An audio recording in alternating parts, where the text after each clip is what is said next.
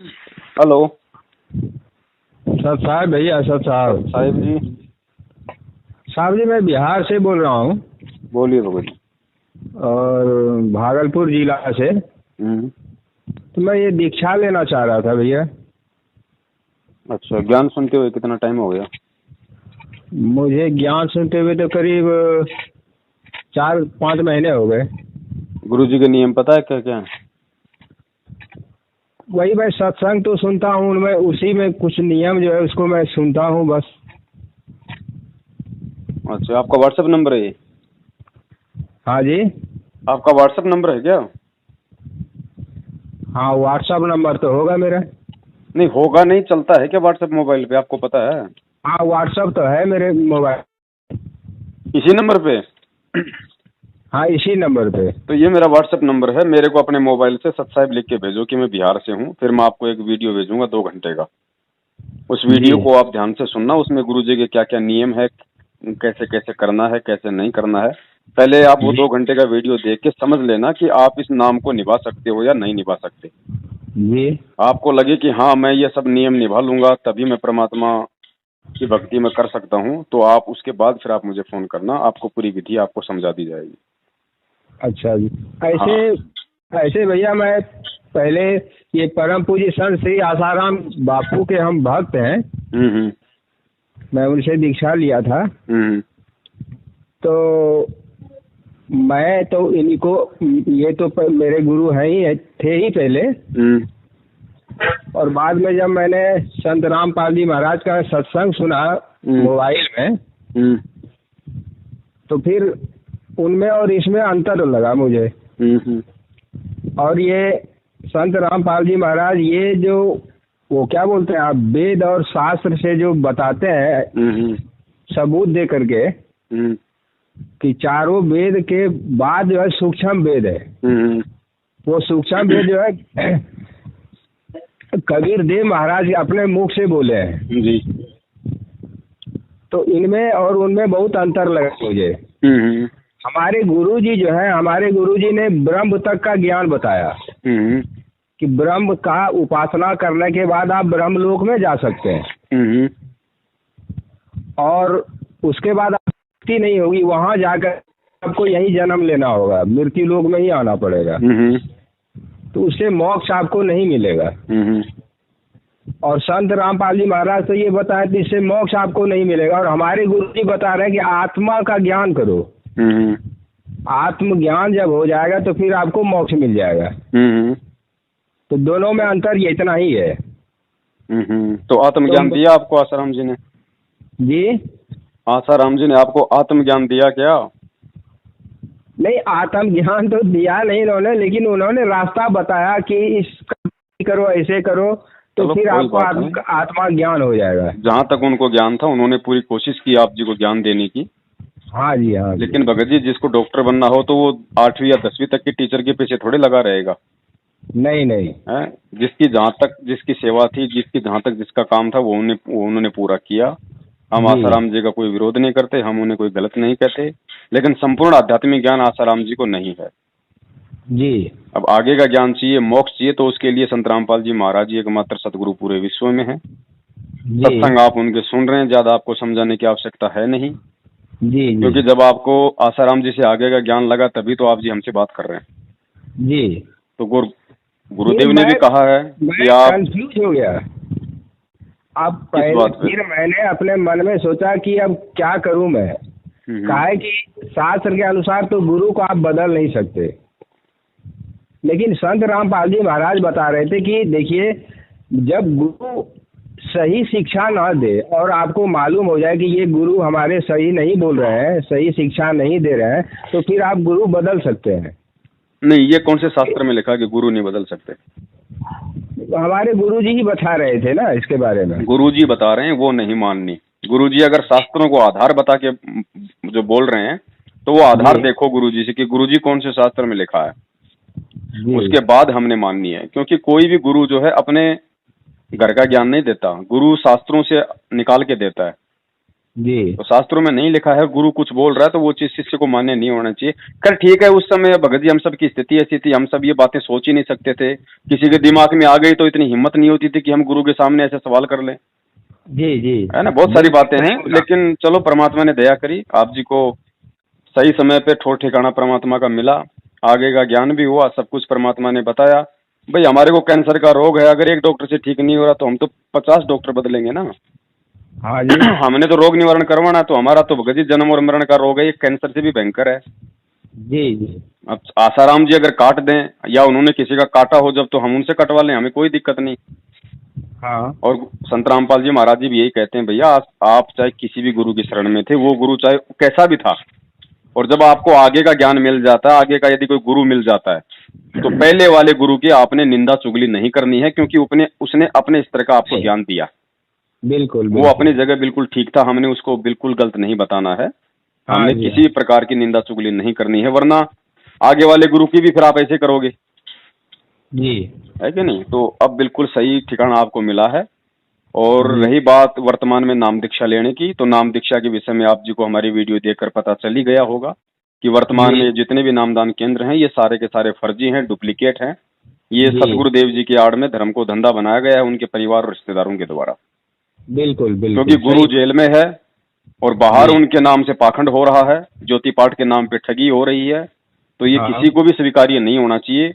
और यदि नामदान केंद्र सही हैं, तो फिर हमें गुरु जी का आदेश हमारे को देखना चाहिए, और इन लोगों ने वो आदेश दिखाना चाहिए कि गुरु जी ने कौन से सत्संग में कहा था, कौन सी पुस्तक में लिख के गए हैं, या फिर वर्तमान में जहां भी गुरु जी बैठे हैं जेल में, तो जेल से गुरु जी का वर्तमान का हमारे को वीडियो ला के दिखा दो, वीडियो नोट ऑडियो, ऑडियो नहीं, वीडियो ला के दिखा दो, जिसमें गुरु जी बोल रहे हो कि भाई बाहर जितने भी नामदान केंद्र खुले हुए हैं वो मेरा आदेश है, तो हम मान लेंगे, हम कोई उंगली नहीं उठाएंगे।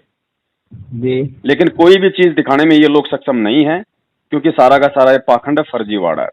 दूसरी बात, जो भक्ति छोड़कर आप आए हो, इस भक्ति में आए हो, तो ये भगत जी सत भक्ति मार्ग है। इस भक्ति मार्ग में झूठ, पाखंड, छल, कपट, राग, द्वेष, ईर्ष्या का नामो निशान नहीं है।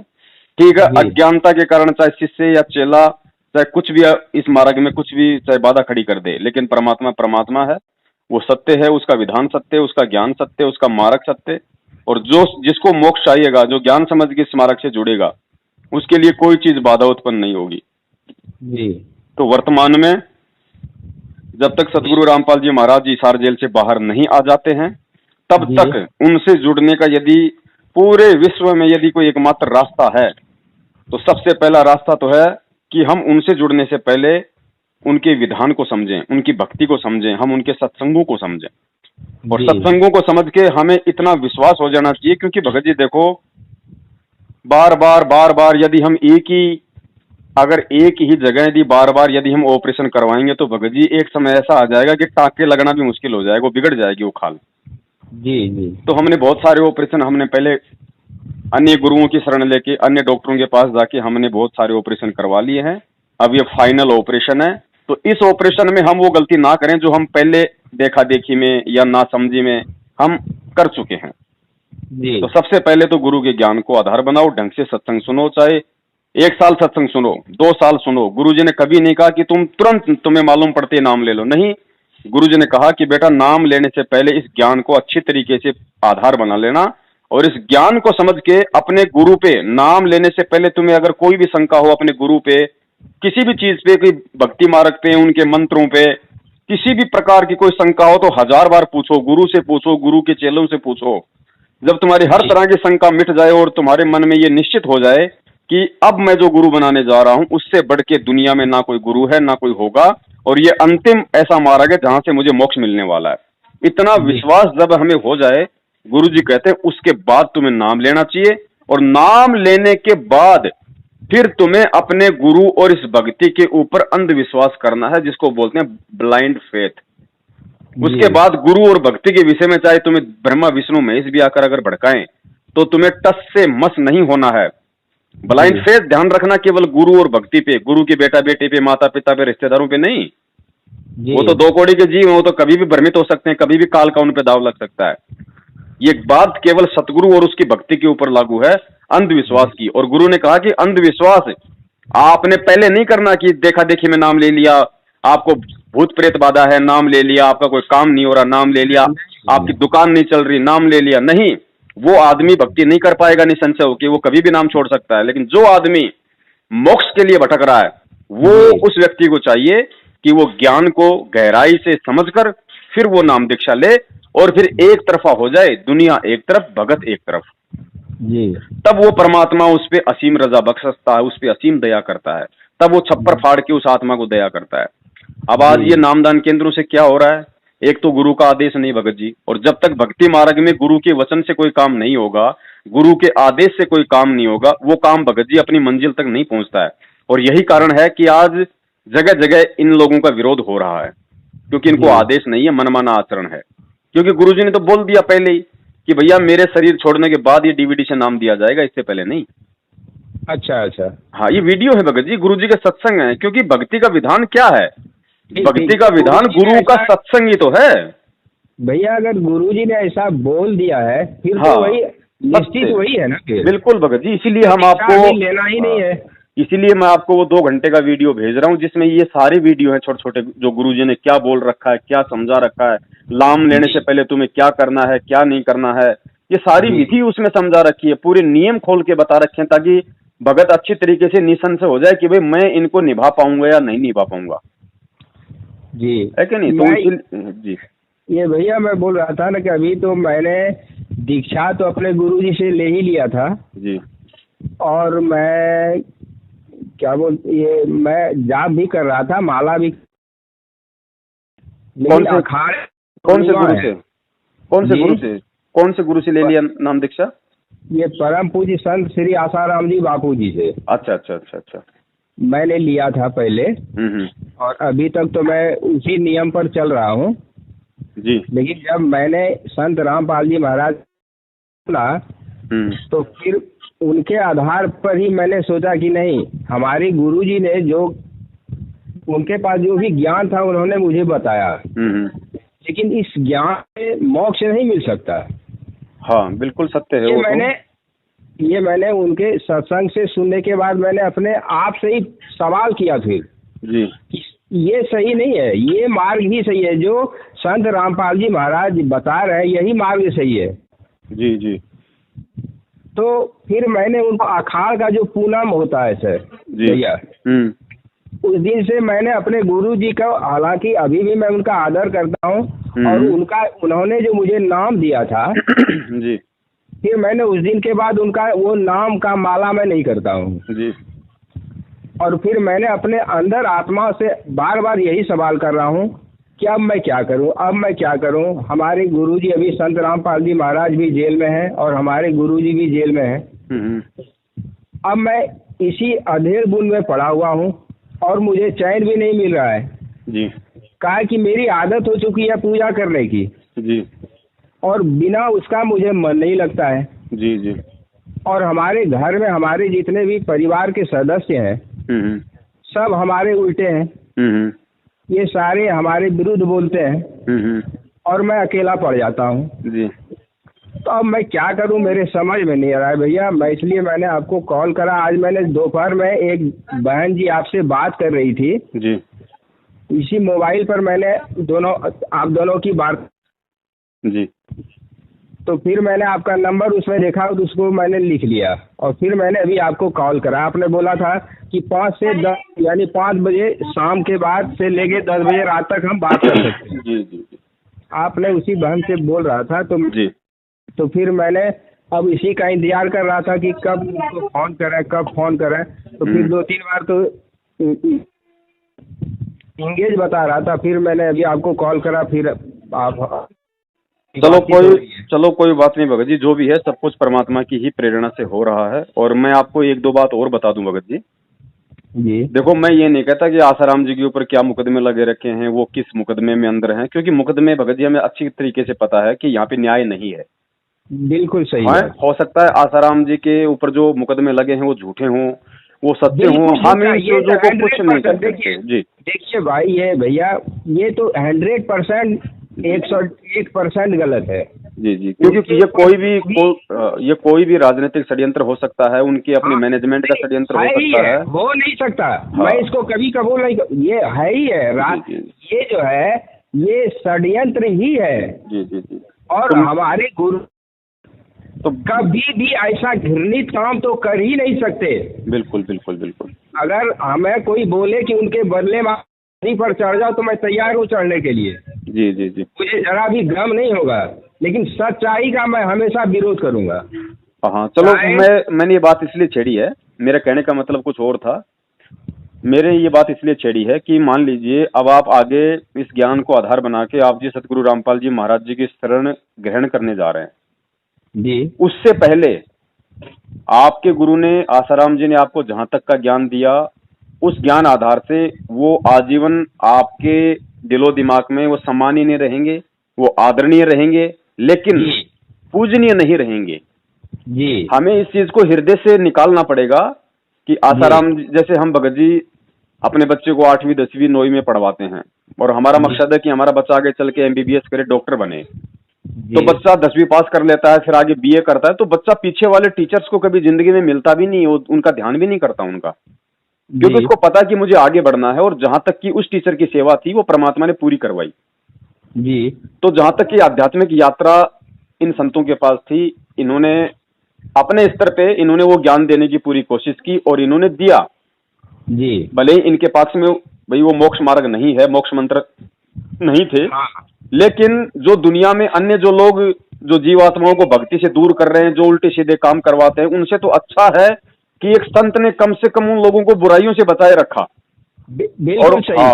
और उनके अंदर एक वो भक्ति की भावना एक मतलब की उपजाए रखी, वो गुरु परंपरा उन्होंने बनाए रखी।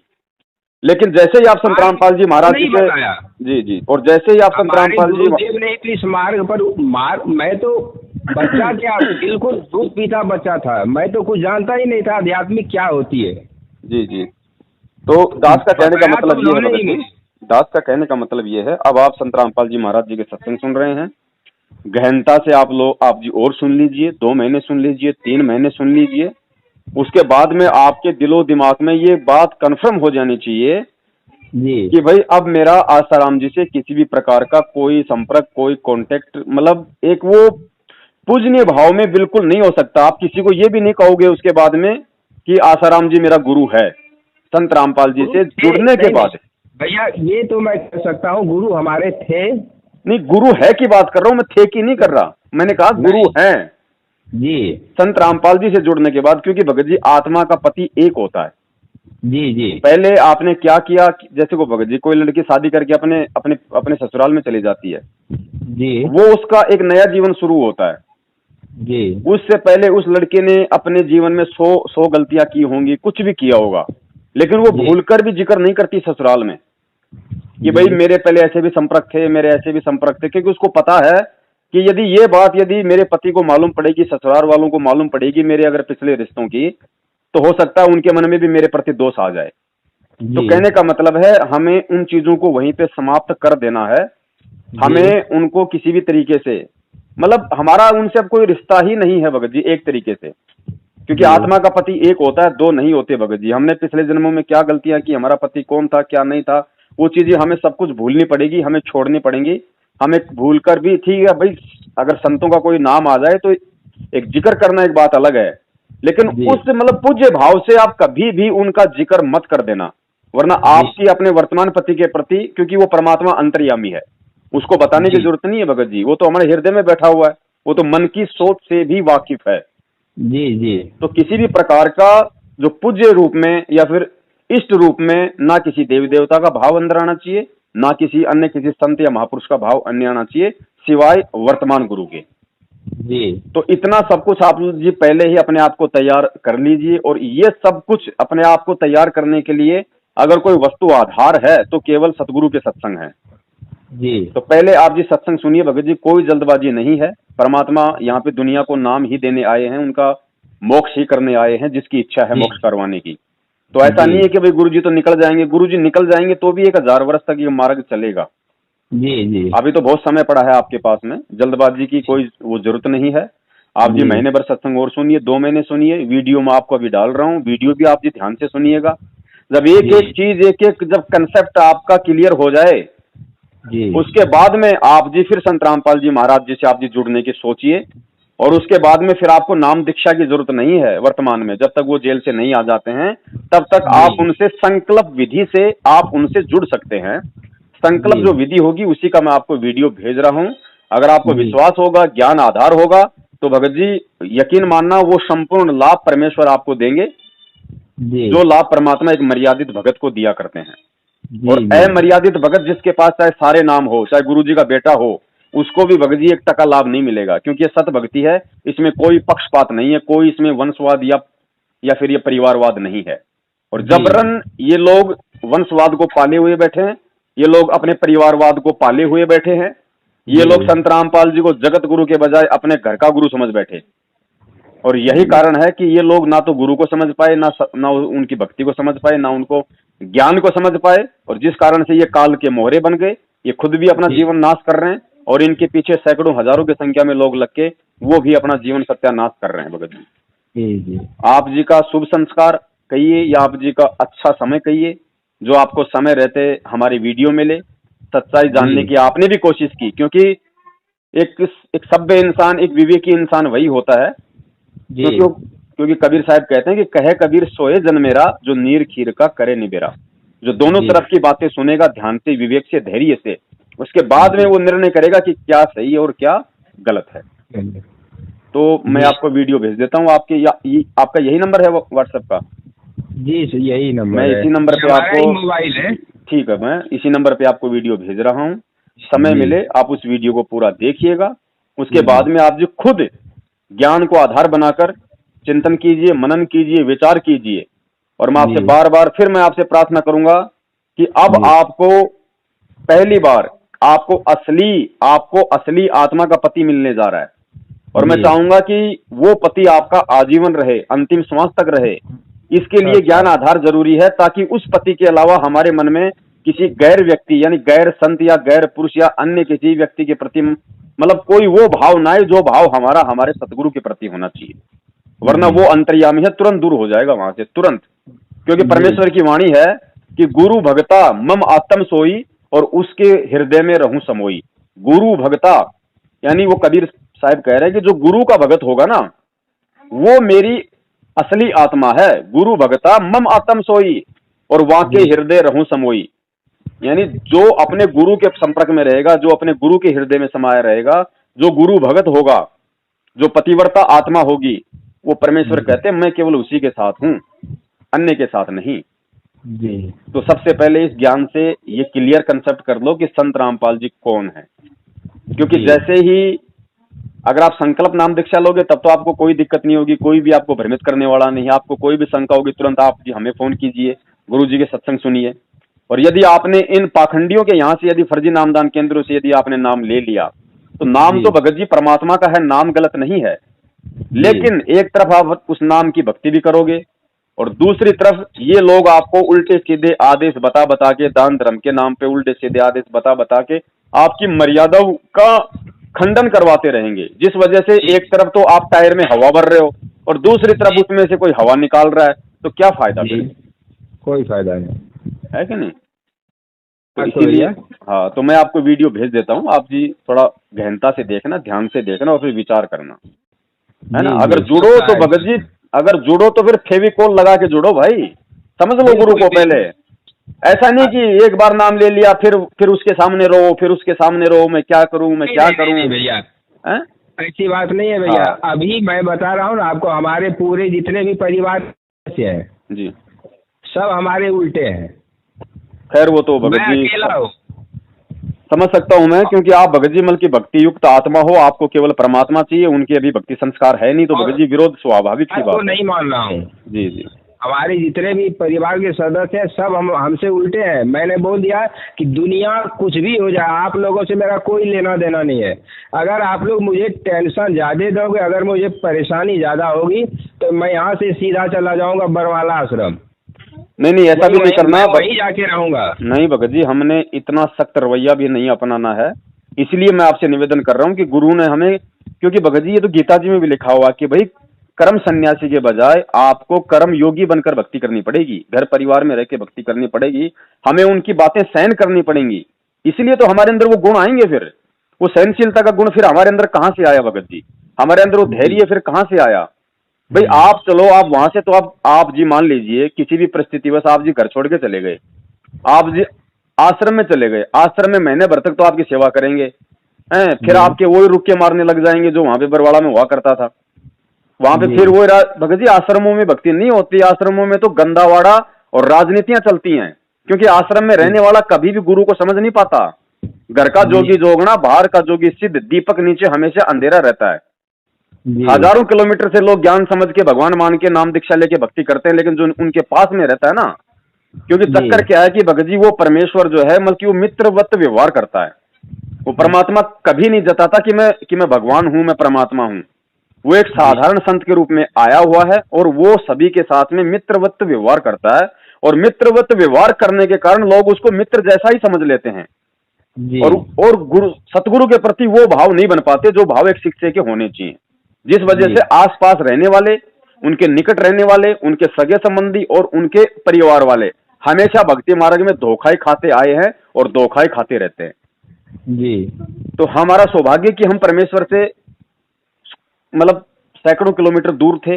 हम उनके परिवार से हम लोग दूर थे, हम उनकी रिश्तेदारी में नहीं थे। नहीं भगत जी, हम भी आज संगत को ठग रहे होते, कोई उल्टे सीधे कुकर्म करके अपने कर्म खराब कर रहे होते। तो ज्ञान को आधार बनाना जरूरी है भगत जी। बच्चों के साथ रह के, घर परिवार के साथ ही रह के भक्ति करनी है। गुरुजी ने बताया कि जो रिश्तेदारियां 7 जन्मों का हमारा रिश्ता है, हमने बेवजह उनसे कोई झगड़ा मोल नहीं लेना। ठीक है, वो अगर हमारी बात नहीं मान रहे हैं तो हम उनकी बात क्यों माने? क्योंकि आत्म कल्याण का मार्ग एक ऐसा मार्ग है, गुरुजी ने बताया कि सांसारिक मार्ग में, सामाजिक व्यवहार में इंसान को अपने माता पिता से सलाह मशवरा करके ही कोई काम करना चाहिए। ठीक है, लेकिन आध्यात्मिक मार्ग एक ऐसा मार्ग है, आत्म कल्याण के मार्ग में यदि आपको समझ में आ गया और आपके माता पिता भाई बंधुओं को या आपके पति पत्नी को समझ में नहीं आ रहा है, तो भगत जी आपने उनकी भी नहीं माननी, चाहे वो कितने प्यारे हो, चाहे कितने आप उनके ऊपर डिपेंड हो। फिर आपको परमात्मा पे ही डिपेंड होना पड़ेगा, एक तरफ होना पड़ेगा। फिर परमात्मा आपके साथ भी खड़ा रहेगा। जो भगवान के लिए इतना संघर्ष करेगा, भगत जी इतिहास उठा के देख लो, काल लोक की भक्ति के भगवान और उनके भक्तों की आप जी हिस्ट्री उठा के देख लो। श्री कृष्ण जी के लिए श्री सुदामा जी ने कितना त्याग किया है? फिर अंत में सुदामा जी जैसा कोई सुखी हुआ? कोई नहीं हुआ। परमात्मा ने उनका महल बना दिया, उनको सर्व है, उनको सुख दिया, उनको धन धान्य से उनको परिपूर्ण कर दिया, है कि नहीं? तो ये कोई सा भी आप इतिहास उठा के देख लीजिए, जिसने गुरु पे विश्वास किया है, जिसने परमात्मा पे विश्वास किया है, अंत में परमात्मा उसके साथ में खड़ा हुआ मिला है। बाकी भगत जी दुख संकट परेशानियां तिरस्कार बेइज्जती अपमान, ये तो भगत जी ये तो भगत की मतलब ये कह लीजिए कि ये तो भगत के मतलब गहने हैं, ये तो भगत को मिलेंगे ही मिलेंगे, ये तो भगत को फ्री में मिलेंगे जी। क्योंकि हम परमेश्वर के मार्ग पे चल रहे हैं, हम काल भगवान के लोक से निकलने की तैयारी कर रहे हैं जी। और भगत जी आप जब तक बीड़ी पीते हैं, शराब पीते हैं, उल्टे सीधे काम करते हैं, तो आपके 50 यार मिल जाएंगे जी। जिस दिन आप उनका संग छोड़ दोगे, बुराइयां छोड़ दोगे, आपकी बुराई शुरू हो जाएगी जी। तो इसका यह मतलब है कि आप सत्य के मार्ग पे निकल पड़े जी। तो इसलिए ज्ञान को आधार बनाना इस भक्ति मार्ग में सर्वप्रथम है।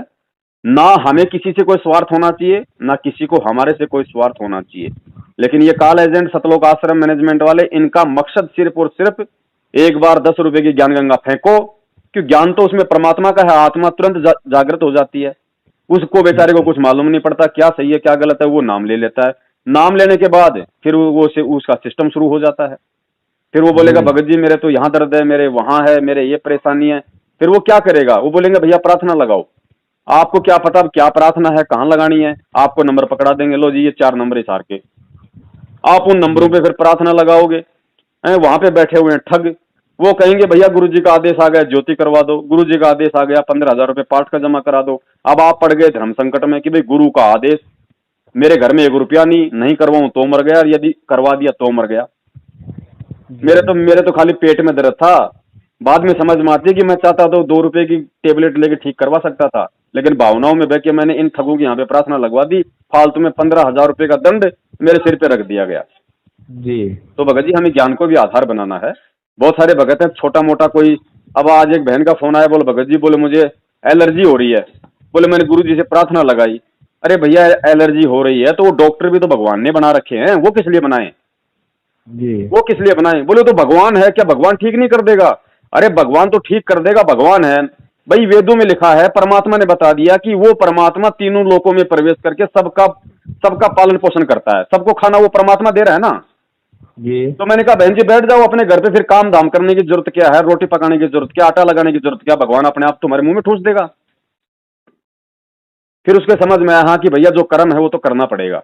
तो कर्म है भगत जी, हमें छोटी छोटी चीजों के लिए, इन चीजों के लिए, हर चीज पे हमारे को इस ज्ञान को आधार बना के चलना पड़ेगा। परमात्मा केवल मोक्ष दिलवाने के लिए आया भगत जी, और जो मोक्ष के मकसद से परमात्मा से जुड़ेगा सांसारिक लाभ भी उसी को मिलेंगे, अन्यथा नहीं मिलेंगे भगत जी। क्योंकि मालिक अंतर्यामी है, उसको पता है ये मन में क्या धारणा करके मेरे से नाम दीक्षा ले रहा है और ये कितने दिनों तक इस मार्ग पे ये टिकने वाला है। यदि मैंने इसको लाभ दे दिया तो तुरंत ये निकल लेगा यहाँ से। भगत जी जब मुसीबत आती है तो जो डॉक्टर लोग झाड़ फूंक करने वालों का जो विरोध करते हैं ना, ये पाखंडी हैं, ये फालतू में लोगों को गुमराह करते हैं, और जब उसी डॉक्टर के जब कोई दिक्कत हो जाती है, जब उसके साथी डॉक्टरों से भी ठीक नहीं होती है, बड़े बड़े हॉस्पिटलों से ठीक नहीं होती है, तो वही डॉक्टर को जब कोई ये कहेगा ना कि हमारे गांव के अंदर वो नाथुराम माली झाड़ा मारता है और वहां से बहुत सारे लोग ठीक हो गए, वो तुरंत लेके गाड़ी दौड़ पड़ेगा वहां पे। वो नहीं देखेगा उस समय कि नाथुराम जी कौन है क्या नहीं है, उसको अपना रोग निवारण करवाना है। तो भगत जी हमें अंधविश्वास में नहीं जीना। बड़ी मुश्किल से ये भगवान आया है, मिला है, तो हमने इसका भरपूर फायदा उठाना है, और भरपूर फायदा तभी मिलेगा जब हम परमात्मा के मार्ग में दृढ़ता के साथ हम उनसे जुड़ेंगे, और दृढ़ता केवल उनका ज्ञान प्रदान करेगा। तो पहले अच्छे से ज्ञान समझ लो भगत जी। जो भी कमी बेची, जहां भी आपको कोई भी लगे कमी, कोई भी बात हो भगत जी, वो क्लियर करो। सत्संग सुनो, नहीं समझ में आए हम दासों को फोन करो जी। उसके बाद भगत जी आप परमात्मा से जुड़ो, ताकि फिर आपको कोई भ्रमित ना कर सके। क्योंकि भगत लोग कहते हैं हाँ भगत जी हमने ज्ञान सुन लिया, भगत जी समझ में आ गया, ले लो भाई नाम ले लिया। अब नाम लेने के बाद फिर वो कभी यूट्यूब चला रहा है तो यूट्यूब पे आ रहा है बरवाला कांड में संत रामपाल जी महाराज जी के वहां पे 25 बंदूकें मिली, संत रामपाल जी महाराज जी के बरवाला आश्रम में आलीशान स्विमिंग पूल मिला। फिर कहेगा यार ये गुरुजी को स्विमिंग पूल की जरूरत क्या थी? गुरुजी तो हमें तो कहते हैं कि सादा जीवन जियो, गुरुजी ने स्विमिंग पूल बना रखा था। अरे यार गुरुजी अगर भगवान है तो गुरुजी को इन बंदूक वालों की क्या जरूरत थी भाई? है ये तरह तरह की फिर खरपतवार उसके दिमाग में आ जाएंगी, फिर वो गुरु के प्रति उसके मन में संशय हो जाएगी, फिर वो गुरु भगत रहा। इसलिए परमात्मा कहते हैं कि यदि भक्ति करनी है तो भक्ति का आधार सर्वप्रथम है शास्त्र। शास्त्रों से कौन गुरु सच्चा है ये पहचान कर लो, और जब ये पहचान हो जाए कि वो गुरु सच्चा है, उसके बाद शास्त्र को रख दो एक तरफ, फिर वो गुरु क्या वचन बोल रहा है हमें उस पे चलना है, तब हम भक्ति मार्ग में सफल होंगे। हाँ ठीक है भगत जी, मैं आपको वीडियो भेज रहा हूँ, आप जी उसको देखना, गहनता से विचार करना, और जब आपकी इच्छा हो, आपकी आत्मा अंदर से कहे कि वास्तव में अब सिर्फ मुझे मोक्ष के मार्ग पे चलना है, मुझे कि आत्म कल्याण ही करवाना है, दुनिया से मुझे कोई लेना देना नहीं, उसके बाद में आप जी उसी वीडियो में जो संकल्प नाम दीक्षा की विधि बताई गई है, उस विधि से आप जी अपने घर में कल से ही आप जी परमात्मा को बैठा सकते हैं, अपनी भक्ति शुरू कर सकते हैं, और जैसे गुरु जी आए तुरंत आप परमात्मा से नाम दीक्षा ले सकते हैं। तब तक आप जो संकल्प विधि के माध्यम से आप जो आरती करेंगे, आप जो देसी घी का जोत जलाएंगे, परमात्मा के सत्संग सुनेंगे, जो पांचों यज्ञ आप जो करेंगे, उससे भगत जी आपका क्या है कि मतलब भक्ति रूपी खेत जो है वो संवर जाएगा। संवरने का मतलब है जैसे गुरु जी ने बताया कि ये पांचों यज्ञ करने से हमारी आत्मा और हृदय जो है साफ होता है, निर्मल होता है।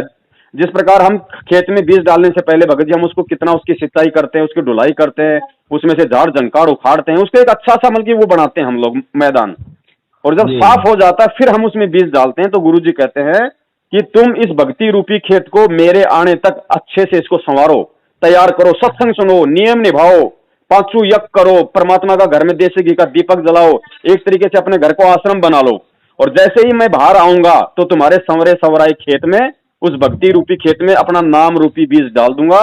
तो भगत जी जब खेत सवरा हुआ है और जब परमात्मा बीज डालेगा तो फसल तुरंत खड़ी हो जाएगी। जी। अब ये क्या कर रहे हैं भगत जी, ये लोग मतलब कि बंजर में और वो अनमोल बीज को फेंक रहे हैं, बंजर जमीन में अनमोल बीज को फेंक रहे हैं, तो भगत जी उसको तो कबूतरी खाएंगे, वो नहीं उगेगा। जी। और यही कारण है कि आज ये लोग जितनों को भी नाम दे रहे हैं उनमें से 90% लोग या तो भक्ति छोड़ रहे हैं, या फिर गुरुजी में दोष देख रहे हैं, या फिर बेचारे क्या करें क्या ना करें, ना घर के ना घाट के धोबी के कुत्ते वाली उनकी हालत हो रही है, क्योंकि वो ज्ञान को समझ के नहीं जुड़े, देखा देखी में जुड़ गए। जी। और आज उनके फोन आ रहे हैं भगत जी क्या करें, 4 महीना हो गया भगत जी सतनाम ले लिया, लाभ नहीं मिल रहा। अरे सतनाम को कोई सच्चा महापुरुष देता है, सतनाम को पाखंडी नहीं देता जी। अब इन्हें ये नहीं पता, नाम की महत्वता नहीं पता कि नाम की महत्वता क्या है। 4 महीने का फिक्स कर रखा, 4 महीने में सतनाम मिल जाएगा। अरे भैया, जब आश्रम में गुरुजी थे तो गुरुजी तो अंतर्यामी है। परमात्मा तो कहते हैं कि बिन ही रसना नाम चलत है, निर्वाणी से नेहा, गरीबदास बोडल में दीपक, छाननी नहीं स्नेहा। परमात्मा को तो भगत के अंदर की भक्ति यूं दिखाई देती है जैसे हमारे को दर्पण में हमारा चेहरा दिखाई देता है। तो परमात्मा उसको सतनाम दिया करते थे कि भाई अब इसके जो प्रथम मंत्र की भक्ति है इसकी हो गई पूरी, और इसने कोई मर्यादा का हनन नहीं किया, तो परमात्मा उसको दूसरा नाम दिया करते थे कि अब ये दूसरे नाम के लायक हो गया, ये दूसरे नाम पे अभी टिका रहे। तो अब भगत जी एक बात बताओ, अब इनसे लोग सतनाम लेने जा रहे हैं। पहली बार तो इन नामदान केंद्र वालों के नाम खंडित।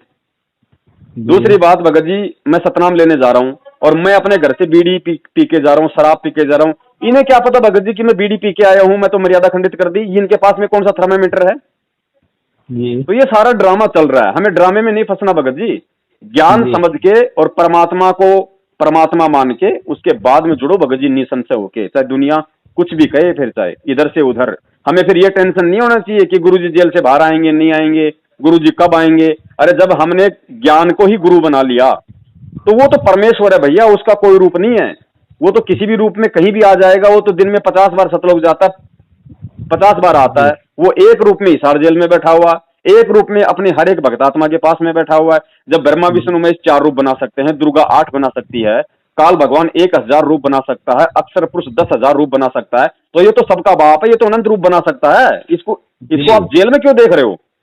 जी। तो बड़े भाई, ये विश्वास को हमें पहले सदगुरु पे दृढ़ करना पड़ेगा, तब ये नाम आगे चलेगा, तब ये भक्ति आगे चलेगी। ऐसे तो भगत जी फिर तो हर कोई पार हो जाएगा लेके नाम गुरु का। तो दास निवेदन करेगा, बहुत ज्यादा समय हो गया है, आपके पास भी इतना समय नहीं होगा। दास के पास भी बहुत सारे फोन आ रहे हैं, तो अभी मैं आपके इसी नंबर पे वीडियो भेज रहा हूँ, आप जी ध्यानपूर्वक सुनना और परमेश्वर दया करें। फिर आप जी खुद ही निर्णय करना इस चीज का कि मुझे जल्दबाजी में इन पाखंडियों से फर्जी नामदान लेके, मतलब वहां पे जाके जैसे जो गाय भैंस होती है वो खुट्टे के बन जाती है, वो गुलाम बन के, या फिर मुझे स्वतंत्र जो मतलब की सतगुरु का घोड़ा बन के रहना मुझे। जी ठीक है भगत जी।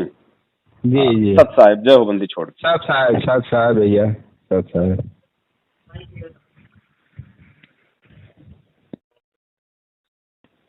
भाई जो गुरु बचन पे डट गे रकट गे फंद 84 के। भाई जो गुरु बचन पे डट गे रकट गे फंद 84 के।